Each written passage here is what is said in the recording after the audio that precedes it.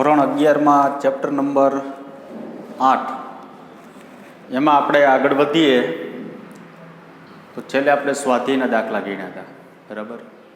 આજે આ લેક્ચર જે છે ને આખો થિયરિટિકલ જે પ્રશ્ન છે ને એની ગણતરી આપણે કરી નાખી. બોર્ડ ઉપર જે પ્રમાણે હું લખાવું તે પ્રમાણે આપણે આગળ વધતું જવાનું છે, એટલે કોઈ પ્રોબ્લેમ ના આવે. સ્વાધ્યાયનો 8.1 એટલે પહેલો દાખલો છે.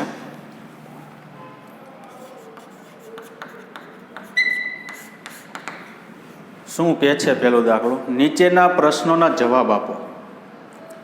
નીચે જે પ્રશ્નો આપેલા છે એને જવાબ આપવાના છે. એક પોલા વાહકની અંદર વિદ્યુતભાર મૂકીને વિદ્યુત બળોથી તમે તેનું શિલ્ડિંગ કરી શકો છો. કોઈ પદાર્થને પોલા ગોળાની અંદર મૂકીને કે અન્ય રીતે તમે નજીકના દ્રવ્યની ગુરુત્વાકર્ષણની શિલ્ડિંગ કરી શકશો?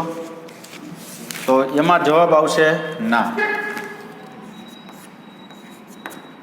અત્યારે તમારે જવાબ એટલો જ રાખવાનો છે, ના. કારણ કે શિલ્ડિંગ શું છે ને એ તમને ખ્યાલ નથી. એ તમે 12 સાયન્સમાં ચેપ્ટર નંબર 2માં વિદ્યુત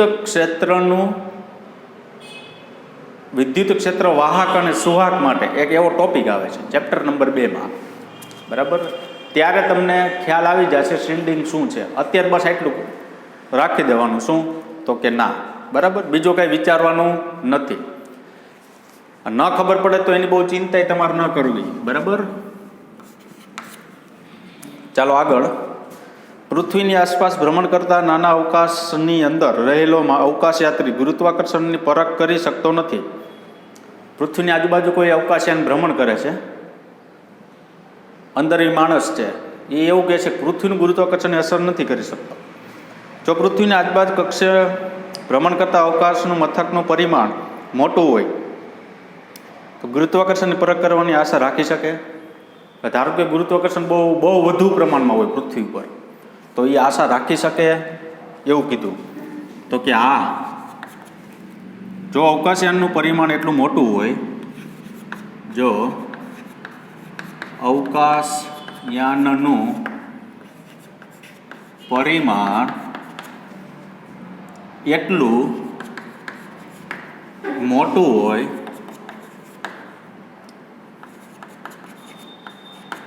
કે તે જીમાં થતો ફેરફાર અનુભવી શકે, તો અવકાશયાન કેવડું હોવું જોઈએ? જીમાં થતો ફેરફાર અનુભવી શકે. તમે વિચાર કરો, પૃથ્વી છે એવડી મોટી, તોય જીમાં થતો ફેરફાર આપણે અનુભવી શકતા નથી. હવે તમે વિચાર કરી લો અવકાશયાન કેવડું હોવું જોઈએ. અવકાશયાન એટલું બધું મોટું હોવું જોઈએ કે એ જીમાં થતો ફેરફાર જો અનુભવી શકે તો અંદર ગુરુત્વાકર્ષણ બળ જે છે લાગે છે કે નહીં તેનો અનુભવ તે કરી શકે. ખ્યાલ આવ્યો? બરાબર.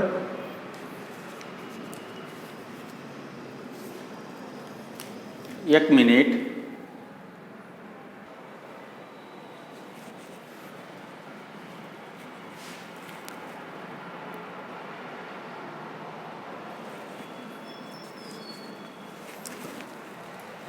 ઓકે, ત્રીજું સી છે.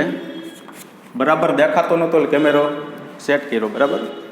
જો તમે પૃથ્વી પર સૂર્યને લીધે લાગતા અને ચંદ્રને લીધે લાગતા ગુરુત્વીય બળોની અસર કરો તો તમને જણાશે કે સૂર્યનું ખેંચાણ બળ ચંદ્રના ખેંચાણ બળ કરતાં મોટું છે. તમે આ બાબત હવે પછીના સ્વાધ્યાયમાં આવતી વિગતો પરથી ચકાસી શકો છો. એટલે તમે ક્યાંક દળ મેળવતા હોય તો આપણે ખબર છે કે ગુરુત્વાકર્ષણ બળ દળ ઉપર આધારિત છે. તો દળ ચંદ્રનું વધારે હોય કે સૂર્યનું? તો કે આપણે એવું કહેવાય સૂર્યનું. તો હંમેશા આકર્ષણ બળ એનું વધારે હોય. આમ છતાં ભરતી પરની ચંદ્રના ખેંચાણ બળની અસર ભરતી પરથી સૂર્યની અસર કરતાં મોટી છે. આવું શા માટે? તમને ખ્યાલ હોય તો દરિયાની અંદર ભરતી આવે પૂનમ નદી. બરાબર. કારણ કે ચંદ્ર છે ને એ સૂર્યથી ખૂબ ચંદ્ર છે પૃથ્વીથી કેવો આવે? નજીક આવે. તો સૂર્ય તો કાયમ માટે એટલો પ્રકાશિત હોય, એનું દળે વધારે છે, બળે વધારે છે. તો સૂર્યને લીધે દરિયામાં ભરતી નથી આવતી, પૂનમને લીધે આવે છે. એનું કારણ શું છે? તો કે બળ જે અંતરના વ્યસ્ત પ્રમાણમાં બદલાય છે, બળ જે અંતરના વર્ગના વ્યસ્ત પ્રમાણમાં બદલાય છે, તેનાથી વિપરીત ભરતીની અસર અંતરના ઘનના વ્યસ્ત પ્રમાણમાં બદલાય છે. આ રિઝલ્ટ તમારે જો જોવું હોય સી, તો તમે જે MCQ ગણો છો ને તેમાં એક પેરેગ્રાફ આપેલો છે અને એમાંથી તમારે નીચે જવાબ દેવાના છે. ચંદ્ર સમુદ્રની આવૃત્તિ અંદર ભરતી જે છે ને તેના ઉપરથી પેરેગ્રાફ આપેલો, વાંચી લેજો MCQમાં. તેમાં તમને એક સૂત્ર જોવા મળશે, બળ પ્રપોર્શનલ ઘનના વ્યસ્ત પ્રમાણમાં, એવું F પ્રપોર્શનલ 1/r³ મુજબનું સૂત્ર જોવા મળશે. એ સૂત્રનો તમારો ઉપયોગ કરવાનો, બરાબર? એટલે ખ્યાલ આવી જશે કે ચંદ્રમાં ભરતી વધારે હોય છે સૂર્ય કરતાં. સ્વાધ્યાયનો બીજો દાખલો.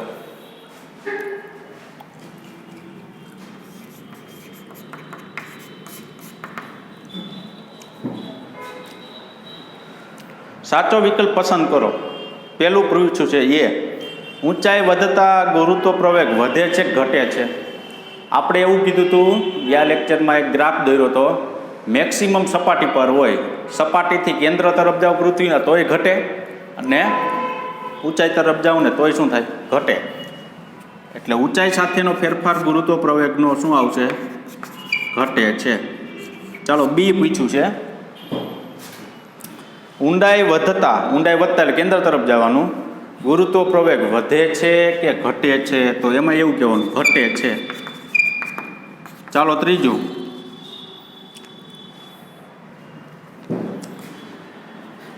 ગુરુત્વ પ્રવેગ પૃથ્વીના દળ કે પદાર્થના દળથી સ્વતંત્ર છે. સ્વતંત્ર એટલે એના ઉપર આધારિત નથી. તો જીનું સૂત્ર આવું છે, કેપિટલ G કેપિટલ me/r². તો આપણે એવું કહેવાય કે me એટલે પૃથ્વીના દળ પર આધારિત છે, પદાર્થના દળ ઉપર આધારિત નથી. તો આપણે એવું કહેવાય કોના દળથી સ્વતંત્ર છે? તો કે પદાર્થના દળથી સ્વતંત્ર છે, જેના પર આધારિત ન હોય ને તેવું. તો પદાર્થના દળ ઉપર એ આધારિત નથી. ડી, પૃથ્વીના કેન્દ્રથી R1 અને R2 અંતરે આવેલા બે બિંદુઓનો સ્થિતિ ઉર્જાનો તફાવત માટે -Gmm 1/R1 - 1/R2 સૂત્ર mg R1 - R2 સૂત્ર કરતાં વધુ કે ઓછું ચોકસાઈ ભર્યું છે? આ જે ગુરુત્વાકર્ષણની અસર માટેનું જે સૂત્ર છે ને એ વધુ ચોકસાઈ વાળું છે. શું કામે? ફેરફાર આવ્યો, બીજી વસ્તુ એ કે છેદમાં ફેરફાર આવ્યો અને કુલ સ્થિતિ ઉર્જા આપણે પ્રાપ્ત કરી. જે આપણે આગળ સ્થિતિ ઉર્જા જે મેળવી હતી ને તેના કરતાં વધુ પ્રમાણમાં ચોકસાઈ ભર્યું સૂત્ર છે. કારણ કે આ ચેપ્ટરનો પ્રશ્ન હોય તો વખાણ આ ચેપ્ટરના જ કરવાના હોય, બરાબર? બીજા ચેપ્ટરના વખાણ ન કરવાનો હોય તો એ ખબર પડી જાય કે વધુ ચોકસાઈ ભર્યું કોણ છે? ડી, વધુ, બરાબર? ચાલો હવે આવે છે ત્રીજો થઈ ગયો, ચોથો થઈ ગયો, પાંચમો, હવે છઠ્ઠો આવે છે. સ્વાધ્યાયનો છઠ્ઠો દાખલો.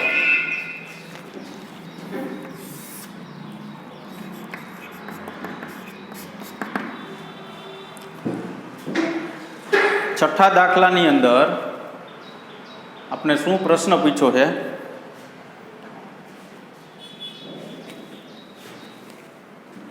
સાચો વિકલ્પ પસંદ કરો. ચાલો જોજો બરાબર. જો અનંત અંતરે સ્થિતિ ઉર્જા શૂન્ય લેવામાં આવે તો કક્ષામાં ભ્રમણ કરતા ઉપગ્રહની કુલ ઉર્જા તેની ગતિ ઉર્જા કે સ્થિતિ ઉર્જાના ઋણ મૂલ્ય જેટલી હોય?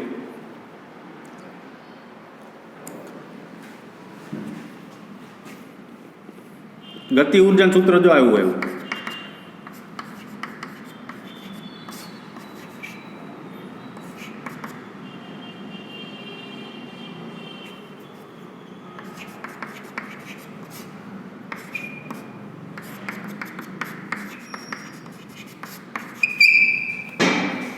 તમને એવું કીધું ભ્રમણ કરતો જે ઉપગ્રહ છે એની કુલ ઉર્જા, એટલે આ થઈ એ ગતિ ઉર્જાનું ઋણ મૂલ્ય જેટલું છે કે સ્થિતિ ઉર્જાનું ઋણ મૂલ્ય જેટલું છે? તો કે ગતિ ઉર્જાના. શું કામ? તો કે GM small m upon 2r, GM small m upon 2r. અહીંયા તો ખાલી r જ છે, બરાબર. એટલે ગતિ ઉર્જાના ઋણ મૂલ્ય જેટલું હોય છે. એટલે અહીંયા લખી નાખવાનું પહેલું ગતિ ઉર્જા. ચાલો બીજો પ્રશ્ન. કક્ષામાં ભ્રમણ કરતા ઉપગ્રહને પૃથ્વીના ગુરુત્વાકર્ષણની બહાર મોકલી દેવા માટે આપવી પડતી ઉર્જા તે ઉપગ્રહના સ્થાને જ સ્થિર રહેલા કોઈપણ પદાર્થને પૃથ્વીના ગુરુત્વાકર્ષણમાંથી મોકલવા માટે જરૂરી ઉર્જા કરતાં વધુ જોઈએ કે ઓછી હોય? કક્ષામાં જે ભ્રમણ કરતો હોય, બરાબર, તેને ઇન્ફિનિટી અંતરે મોકલવો છે, પરંતુ સપાટીથી જેટલા અંતરે ભ્રમણ કરતો હોય, ધારો કે આમ છે એક ઉપગ્રહ છે અહીંયા, એક પદાર્થ છે અને બાજુમાં ઉપગ્રહ પરિભ્રમણ કરે છે, એટલે કક્ષાથી આર અંતરે પરિભ્રમણ કરે, તો આ જે છે એ આર અંતરે પરિભ્રમણ કરે, આને ઇન્ફિનિટી અંતરે મોકલવો છે, બરાબર. જે ઉર્જાની જરૂર પડે તેના કરતાં અહીંયા ધારો કે કોઈ એક સ્થિર પદાર્થ છે, એ આના અંતરથી તો કેટલા અંતરે થાય? સ્મોલ આર અંતરે થાય. એને ઇન્ફિનિટી અંતરે મોકલવો હોય તો કેટલી ઉર્જાની જરૂર પડે? ઉર્જા જે છે આને જે આપવી પડે એના કરતાં વધુ આપવી પડે કે ઓછી આપવી પડે તે? તો આપણે અહીં લખી શકાય, જો ઉપગ્રહની ઉર્જા બરાબર -G M small m upon 2r. આ કણ માટે તો કે -Gm small m upon r. કોઈ પદાર્થ સ્થિર હોય ત્યારે ઉર્જા એટલી હોય, ગતિ કરતો હોય ત્યારે એની સાથે કુલ ઉર્જા એટલી હોય, બરાબર. તો જોવો જી, કણને મોકલવો હોય ને ત્યારે જે ઉર્જા જરૂર પડે ને તેના કરતાં આ ઉર્જા ઓછી હોય છે ઉપગ્રહની. જો હોય છે. શું કામ ઓછી હોય? તો કે અહીંયા છેદમાં 2 નથી, અહીંયા 2 છે. તો આપણે એવું કહેવાય કે પદાર્થને દૂર મોકલવા માટે જે ઉર્જા જરૂર પડે છે, ફરીથી પ્રશ્ન વાંચી, કક્ષામાં ભ્રમણ કરતા ઉપગ્રહને પૃથ્વીના ગુરુત્વાકર્ષણની બહાર મોકલી દેવા માટે આપવી પડતી ઉર્જા તે પૃથ્વીના સ્થાને જ સ્થિર રહેલા કોઈપણ પદાર્થને પૃથ્વીના ગુરુત્વાકર્ષણની બહાર મોકલવા માટે આપવી પડતી ઉર્જા કેવી જોશે? ઓછી જોશે. અહીં લખી નાખવાનું કેવી? ઓછી, બરાબર. આ નાનું થશે, આ કેવું થશે? સ્ટેપ આખું મોટું થશે. તો નાનું છે, આ કેવું છે? મોટું છે, બરાબર. ટૂંકમાં છેદમાં 2 આવે છે, એના ઉપરથી આપણે જવાબ દેવાનો.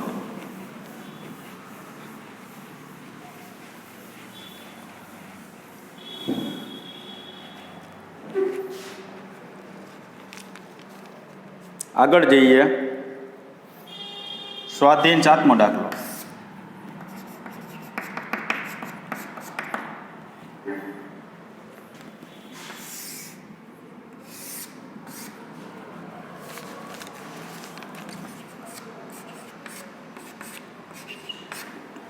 ABCD.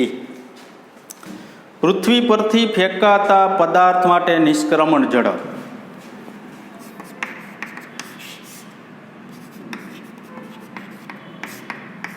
પૃથ્વી પરથી કીધી એટલે આવું સૂત્ર થશે, અથવા 2GRE, બરાબર. આ સૂત્ર બે થયા. હવે શું કીધું? શું તે પદાર્થના દળ પર આધારિત છે?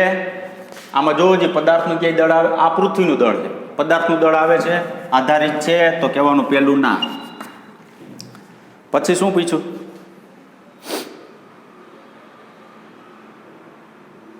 જ્યાં ફેંકવામાં આવે તે સ્થાન પર આધારિત છે. જ્યાં ફેંકો એટલે ઇન્ફિનિટી અંતરે ફેંકો, તો આમાં કે ઇન્ફિનિટી આવે છે? તો કે ના, એનું સ્થાન એટલે એનું અંતર ક્યાંય છે નહીં, ના. બીજું, ત્રીજું, પ્રક્ષિપ્ત કરવાની દિશા પર આધારિત છે. પ્રક્ષિપ્ત કરવાની દિશા એટલે તો કે શિરોલંબ ફેંકવું છે, આમ ફેંકવું છે, આમ ફેંકવું છે, કઈ બાજુ? તો એનો ખૂણો ક્યાંય નથી. દિશા એટલે તો કે સપાટી સાથે કંઈક ખૂણો બનાવેલો હોય, ખૂણાવાળું ક્યાંય સ્ટેપ છે નહીં, તો કહેવાનું ના. પછી શું આવ્યું? પદાર્થને ફેંકવાના સ્થાનની ઊંચાઈ પર આધારિત છે. તો H વાળું ક્યાંય સ્ટેપ જ નથી. એક મિનિટ, હા, એમાં આ આવશે. એનું કારણ શું છે? ડીમાં 7મું છે ને, પદાર્થને ફેંકવાના સ્થાનની ઊંચાઈ પર આધારિત છે. તો કે આ શું કામે? તમે અહીંયા તો સપાટી પરની વાત કરી, બરાબર? તો અહીંયા ઊંચાઈ 0 હોય તમારી પાસે. ધારો કે કંઈક ઊંચાઈ સાથે લેવું હોય તો r પ્લસ h આવું લખાય. r પ્લસ h તો કહેવાનું આ, બરાબર? તો આ નામાં જવાબ દેવાનો તો હા અથવા ના.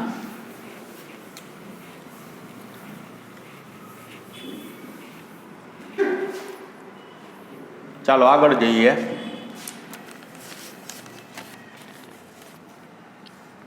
સ્વાધ્યાયનો 8મો દાખલો. શું કીધું છે? એક ધૂમકેતુ સૂર્યની આસપાસ અતિ દીર્ઘવૃત્તીય કક્ષામાં ભ્રમણ કરે છે. સૂર્યની આજુબાજુ ધૂમકેતુ ભ્રમણ કરે છે અતિ દીર્ઘવૃત્તીય કક્ષામાં, એટલે એક્ઝેક્ટ લંબવૃત્તીય કક્ષામાં. આ ધૂમકેતુ માટે રેખીય ઝડપ, કોણીય ઝડપ, કોણીય વેગમાન, ગતિ ઉર્જા, સ્થિતિ ઉર્જા, સમગ્ર કક્ષા પર કુલ ઉર્જા અચળ છે. ધૂમકેતુ જ્યારે સૂર્યની નજીક આવે ત્યારે કોઈ દળ ક્ષતિ થાય તો તે અવગણો. દળમાં કંઈક ક્ષતિ થાય તો એ અવગણી નાખવાની. શું કીધું એણે? જોવો જી. રેખીય ઝડપ, કોણીય ઝડપ, કોણીય વેગમાન, ગતિ ઉર્જા, સ્થિતિ ઉર્જા, સમગ્ર કક્ષા પર કુલ ઉર્જા અચળ છે. તમે ના જ પાડી શકો ને, શું કામે? તો કે તમને ખ્યાલ જ છે કે જ્યારે સૂર્યની આજુબાજુ કોઈ ભ્રમણ કરતું ત્યારે દૂર જાય ને ત્યારે એનો વેગ ઘટે, નજીક હોય ત્યારે એનો વેગ શું થાય? વધી જાય, બરાબર? તો કોણીય વેગમાન ને કુલ ઉર્જા સિવાય એક કોઈ ભૌતિક રાશિ અચળ નથી. જો રેખીય વેગ અચળ ન હોય, રેખીય ઉપરથી કોણીય વેગ અચળ ન હોય. વેગ ફરે એટલે ગતિ ઉર્જા ફરે, કારણ કે વેગ ફરશે એટલે ગતિ ઉર્જા ફરશે. પછી શું થશે? તો કે સૂર્યની નજીક આવશે, દૂર જશે એટલે સ્થિતિ ઉર્જા ફરે. સમગ્ર કક્ષા પરની કુલ ઉર્જા કેવી રહે? અચળ. અને કોણીય વેગમાન એ કેવું રહે? અચળ, બરાબર? એ તો આપણે ટોપિક આવી ગયો, કોણીય વેગમાન અચળ હોય. તો અહીંયા તમે લખી શકો સમગ્ર કક્ષા પર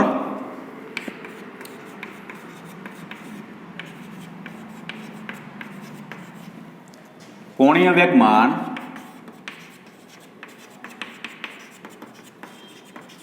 અને કુલ ઉર્જા સિવાયની બધી જ રાશિઓ બદલાય છે. એટલે એનો મતલબ એવો કે કોણીય વેગમાન અને કુલ ઉર્જા જ અચળ રહેશે, બરાબર? બાકી બધી ભૌતિક રાશિ બદલાય છે. કોણીય વેગમાનનું સંરક્ષણ થાય એટલે કોણીય વેગમાન અચળ, બરાબર? બાકી તો તમને ખબર જ છે, આગળ પાછળ જેટલી ભૌતિક રાશિઓ જશે એ બધી ભૌતિક રાશિના મૂલ્યમાં શું થતો જશે? ફેરફાર થતો જશે, બરાબર? ચાલો આગળ જઈએ. સ્વાધ્યાયનો 9મો દાખલો.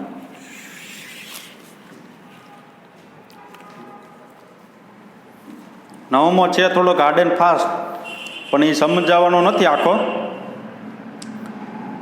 થોડુંક જે કન્સેપ્ટ છે એ ખાલી આપણે કહી દઈશું, બરાબર? અવકાશમાંના અવકાશયાત્રીને થતી પીડા માટે કયા લક્ષણો જણાય?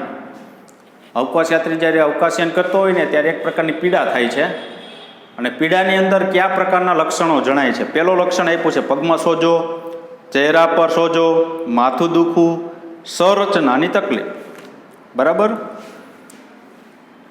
તો 9મા દાખલાની અંદર પગમાં સોજા થાય છે. શું થાય છે? પગમાં, એક મિનિટ,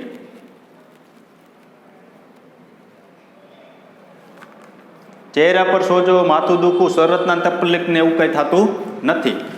તો એનો મતલબ એવો થયો કે આપણે અહીં લખશું બી, સી અને ડી. એમાં કંઈ પ્રોબ્લેમ નથી. એકમાં પ્રોબ્લેમ થાય છે, એમાં માહિતી લખશું. સામાન્ય સંજોગોમાં ગુરુત્વાકર્ષણને લીધે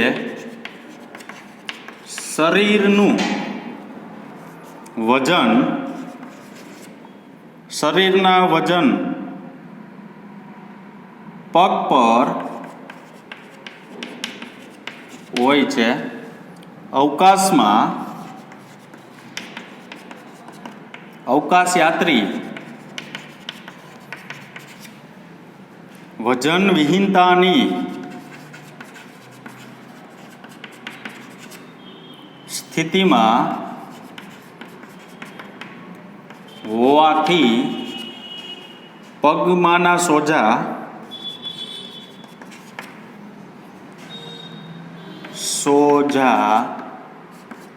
તેની કામગીરીમાં અસર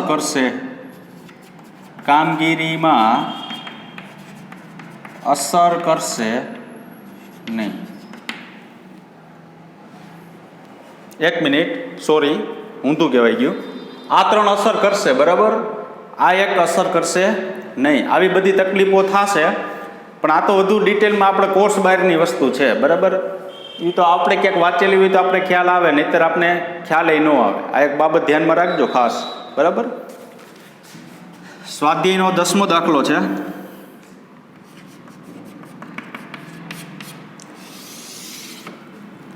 જો નીચેના 2 પ્રશ્નોમાં આપેલા ઉત્તરોમાંથી સાચો ઉત્તર પસંદ કરો. શું છે પેલો? નિયમિત દળ ઘનતા ધરાવતા અર્ધ ગોળાકાર કવચના કેન્દ્ર પર ગુરુત્વ તીવ્રતાની દિશા દર્શાવતું તીર. ગુરુત્વ તીવ્રતાનું દિશા દર્શાવતું તીર. ગુરુત્વ તીવ્રતાની દિશા. મેં તમને ગુરુત્વ તીવ્રતા વિશે માહિતી આપી હતી. Im/r² આવું છે, અને g એટલે શું છે? Gm/r². આ બે સમકક્ષ ભૌતિક રાશિ છે, પણ એક સમાન નથી. એટલે આ જે છે ને એ શું દર્શાવે છે? દિશા દર્શાવે. ગુરુત્વ પ્રવેગની દિશા પૃથ્વીના કેન્દ્ર તરફ, તો તીવ્રતાની દિશા કેવી? પૃથ્વીના કેન્દ્ર તરફ.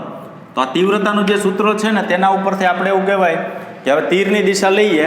આ અર્ધ ગોળાકાર ભાગ છે, એમાં એક આ બિંદુ અહીંયા આપેલું છે, P બિંદુ.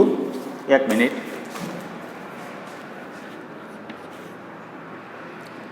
આ G આમ છે, આ D છે, આ E છે, આ F છે, આમ છે, બરાબર.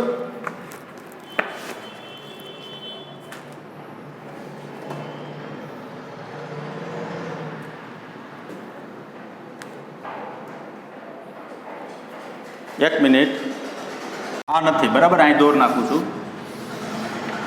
આ C લેવાનું.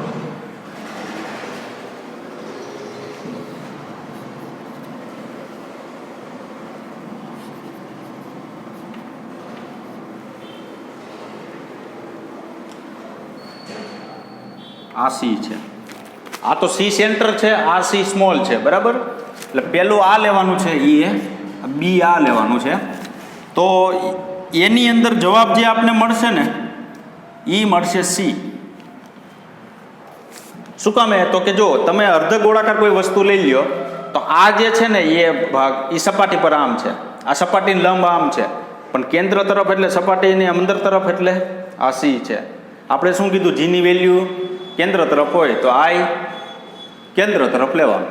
Iની વેલ્યુ તીવ્રતા હોત કેન્દ્ર તરફ. એવી રીતના Bની અંદર તમને પૂછ્યું છે પાછું, ઉપરના પ્રશ્નમાં કોઈ યાદચ્છિક બિંદુ P આગળ ગુરુત્વ તીવ્રતા દર્શાવતું તીર દોરો.